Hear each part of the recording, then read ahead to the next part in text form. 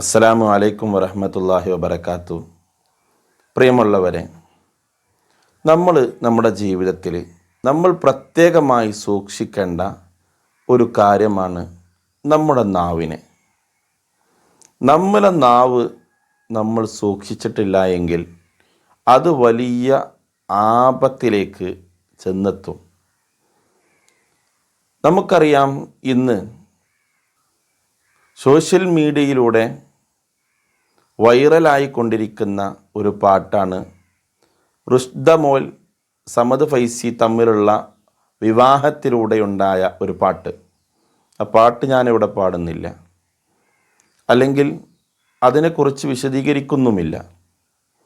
എന്നാൽ ആ ഒരു പാട്ട് വൈറലാവുകയും ആ പാട്ടിനെ ഒരുപാട് ആളുകൾ ട്രോളുകയും, പ്രത്യേകിച്ച് അതൊരു ഇസ്ലാമിക വേഷധാരികളായ ഉസ്താദുമാരുടെ അടുക്കൽ നിന്ന് സംഭവിച്ച കാരണത്താൽ തന്നെ അത് പ്രത്യേകിച്ച് എല്ലാവരും ട്രോളുകയും പല ആളുകളും കളിയാക്കുകയും പല രീതിയിൽ ചീത്ത വിളിക്കുകയും പല ഉസ്താദുമാർ തന്നെ അതിന് ഗൗരവമായ രീതിയിൽ എതിർക്കുകയും ചെയ്യുന്ന ഒരു അവസ്ഥാവിശേഷമുണ്ടായി. ഇതിൽ വലിയ പ്രയാസം സംഭവിച്ചത് ആ സമദ് സഖാഫിക്കും അതുപോലെ അദ്ദേഹത്തിൻ്റെ ഭാര്യയായ റുഷ്ദ എന്ന് പറയുന്ന ആ ഒരു പെണ്ണിനുമാണ്. അവരുടെ ഇന്നത്തെ ജീവിതാവസ്ഥ നമ്മൾ ആരെങ്കിലും ചിന്തിച്ചിട്ടുണ്ടോ?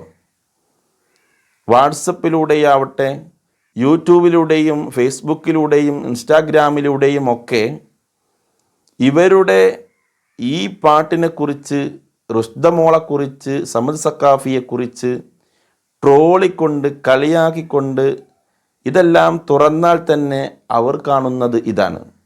അവർ വലിയ മാനസിക സംഘർഷത്തിലൂടെ നീങ്ങിക്കൊണ്ടിരിക്കുകയാണ്. നമ്മൾ മനസ്സിലാക്കേണ്ടത്, നമ്മുടെ ജീവിതകാലത്ത് ഒരിക്കലും നമ്മുടെ നാവ് കൊണ്ട്, നമ്മുടെ കൈ കൊണ്ട്, കാല് കൊണ്ട്, നമ്മുടെ ഹൃദയം കൊണ്ട് പോലും ഒരു മനുഷ്യനെയും നമ്മൾ ആക്രമിക്കരുത്. ആ ഉസ്താദുമാരുടെ കയ്യിൽ നിന്നും അങ്ങനെയൊരു പാട്ട് സംഭവിച്ചു എങ്കിൽ അതിനെ നമ്മൾ എതിർക്കേണ്ടതുണ്ട്. അങ്ങനെയുള്ള പാട്ടുകൾ അവരിൽ നിന്ന് വരാൻ പാടില്ലാത്തതായിരുന്നു. ഓക്കെ, അത് വന്നു. പക്ഷേ നമ്മൾ സോഷ്യൽ മീഡിയയിലൂടെ ട്രോളിക്കൊണ്ടും അധിക്ഷേപിച്ചുകൊണ്ടും ചീത്ത വിളിച്ചുകൊണ്ടും ഈ നടത്തുന്ന ഓരോ കാര്യങ്ങളും ഈ വിവാഹം കഴിഞ്ഞ ഈ ദമ്പതികളെ കുറിച്ചാണല്ലോ. അവരുടെ ആ ഒരു കല്യാണ ദിവസത്തിൽ, സന്തോഷിക്കേണ്ട ദിവസത്തിൽ എത്രത്തോളം മനപ്രയാസത്തോടു കൂടെയാണ് അവർ കഴിഞ്ഞു പോയിട്ടുണ്ടാവുക. ഇപ്പോഴും അവർ ജീവിച്ചുകൊണ്ടിരിക്കുന്നത് എത്ര പ്രയാസത്തിലായിരിക്കും.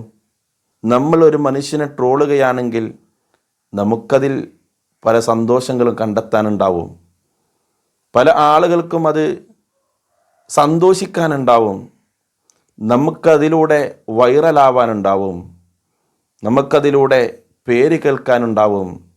പക്ഷേ ഇതിലൂടെയൊക്കെ ഉണ്ടാവുന്നത് ഒരു കുടുംബത്തിൻ്റെ ദുഃഖമാണ്, പ്രയാസമാണ്, അവരുടെ മാനസിക സംഘർഷമാണ് എന്നുള്ളത് നമ്മൾ മനസ്സിലാക്കേണ്ടതുണ്ട്. നമ്മുടെ ജീവിതത്തിൽ നമ്മുടെ നാവിനെ പിടിച്ചു വെക്കേണ്ടത് അത്യാവശ്യമാണ്. നാവിനെ മാത്രമല്ല, നമ്മുടെ അവയവങ്ങളെ മുഴുവനും. ഇത് പിടിച്ചു വച്ചിട്ടില്ല എങ്കിൽ നമ്മൾ പറഞ്ഞു പോകുന്ന ഓരോ വാക്കുകളും ഓരോ മനുഷ്യനെയും വേദനിപ്പിക്കും. ഓരോ മനുഷ്യനെയും നമ്മൾ ആക്രമിക്കുകയാണ്. അതുകൊണ്ട് തന്നെ ഇത്തരം പ്രവർത്തനങ്ങളിൽ നിന്നൊക്കെ നമ്മൾ വിട്ടുനിൽക്കൽ അത്യാവശ്യമാണ്. ഈ സംഭവം ആ പാട്ട് പാടിയവരെ ന്യായീകരിക്കുകയല്ല ഞാനിവിടെ ചെയ്യുന്നത്. പക്ഷേ നമ്മളൊക്കെ മനസ്സിലാക്കേണ്ടത്, ഇവിടെയൊക്കെ ഒരു കുടുംബം വലിയ രീതിയിൽ പ്രയാസം അനുഭവിക്കുന്നുണ്ട്. ആ കുടുംബത്തെ ഓർത്തെങ്കിലും നമ്മൾ നടത്തുന്ന ട്രോളിയവരെ ഷെയർ ചെയ്തുകൊണ്ട് വിജയിപ്പിക്കുന്നവർ ഒക്കെ നല്ലവണ്ണം മനസ്സിലാക്കേണ്ടതുണ്ട്, ചിന്തിക്കേണ്ടതുണ്ട്. ആ ഒരു കുടുംബം വലിയ പ്രയാസത്തിലാണ്. നമ്മൾ അതിൽ നിന്ന് പിന്തിരിയേണ്ടതുണ്ട്. ഷെയർ ചെയ്തവർ നമ്മളതിന് കുറ്റക്കാരാണ്. അവർ വിഷമിക്കുന്ന, പ്രയാസപ്പെടുന്ന ആ ഒരു അവസ്ഥക്ക് നമ്മളും ഉത്തരവാദികളാണ്. ആ ഒരു അവസ്ഥയിൽ നിന്ന് നമ്മൾ പിന്മാറുക. അത് കണ്ട് ചിരിക്കുവാനും അത് കേട്ടിരിക്കുവാനും വലിയ രസമായിരിക്കും. പക്ഷേ അതിൽ നിന്ന് നമ്മൾ പിന്മാറുക. ആ വിഷമിപ്പിക്കുന്ന കാര്യത്തിൽ നമ്മൾ ഒരിക്കലും കൂട്ടുനിൽക്കരുത്. അള്ളാഹു സുബ്ഹാനഹു വ തആല അത് പൊറുക്കില്ല. അള്ളാഹു നമ്മെ എല്ലാവരെയും കാത്തുരക്ഷിക്കട്ടെ. നമ്മുടെ അവയവങ്ങളിലൂടെ വരുന്ന മറ്റുള്ള ആളുകൾക്ക് പ്രയാസം ഉണ്ടാക്കുന്ന രീതിയിലുള്ള പ്രവർത്തനങ്ങളൊന്നും നമ്മളിൽ നിന്ന് ഉണ്ടാവാൻ പാടില്ല. അള്ളാഹു സുബ്ഹാനഹു വ തആല കാത്തുരക്ഷിക്കട്ടെ.